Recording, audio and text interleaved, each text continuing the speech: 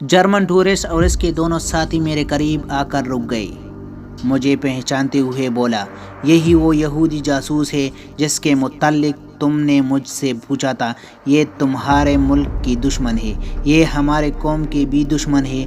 आज ये अकेले हमारे हत्थे चढ़ गई है, हम इसे मार डालेंगे। तुम्हारे और हमारे दुश्मन में एक ही कमी हो जाएगी। ये जर्मन हाथ में खंजर पकड़े मेरे इतने करीब आ चुका था कि मुझे अपना हथियार निकालने से पहले ही हलाक कर सकता था। मैंने सूरत हाल की नज़ाकत को देखते हुए इसी ज़ुबानी समझाने की कोशिश की और कहा, तुम बेशक इसे मार देना, लेकिन पहले अपना खंजर जेब में डालो और मेरे एक सवाल का जवाब दो। तुम्हारे मुल्क ने तो न सिर्फ इसराइल को तस्लीम किया हुआ है, बल्कि इसे गहरी दोस्ती भी है और बड़ी माली इमदाद और हथियार भी दी है। फिर ये तुम्हारे दुश्मन कैसे हुए? चर्च का मारा हुआ ये सूखा सड़ा जर्मन आम हालात में मेरे एक गोंसे से ही चेत हो जाता, लेकिन इस वक्त मुझसे 2 फुट के फासले पर खड़ा हुआ मदकूक एक ही वार से मेरा काम तमाम कर सकता था। इसने ना तो खंजर जेब में डाला और ना ही मेरे सवाल का जवाब दिया। मेरे पश्तवैन से लगी हुई थी, अपने बचाव के लिए मैं पीछे हट नहीं सकता था। मेरी इस कमज़ोरी का इसे भी इल्म था, हमें तुम्हें भी मार डालेगी, तुम पर भी इनाम है। ये कहते हुए इस जर्मन ने मुझे अपने खंजर की जद में ले लिया और अपना वार पूरी ताकत करने के लिए एक कदम पीछे हटा। अब समझने समझाने का वक़्त नहीं था। ये एक लम्हा था जिसे अगर मैं ज़ाया कर देता तो इसका वार निशाना ज़रूर बन जाता। मुझे अपने बचाव के लिए अपने और जर्मन के दरमियान 2 फुट से ज़्यादा फासले दरकार था।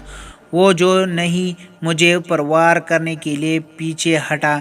मैंने बेक वक़्त इसके नाजुक अज़दाद पर किक जमाई और खंजर वाली हाथ की कलाई पकड़ी। जर्मन किक लगने के दर से देहरा हुआ रहा था। इसकी कलाई को मैं इस पश की तरफ ले जा रहा था। इसका नतीजा ये निकला कि जर्मन पेट के बल सड़क पर चेत हो गया।